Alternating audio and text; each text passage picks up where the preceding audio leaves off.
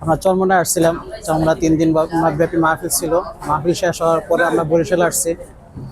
আসার পর আসলে যাওয়ার কথা ছিল ভোলায় স্পিড বোটের মাধ্যমে। এখন আগেও জানতাম না যে স্পিড বোট বন্ধ কিনা। এখন আসার পর দেখি যে স্পিড বোট বন্ধ। জানতে পারলাম যে তেলের সংকটের কারণে মূলত স্পিড বোট যাচ্ছে না। এখন অনেকক্ষণ ধরে আমরা দাঁড়ায় রয়েছি, অনেক যাত্রীরাও আছে। কখন এই সমাধান হবে সেটাও জানতেছি না।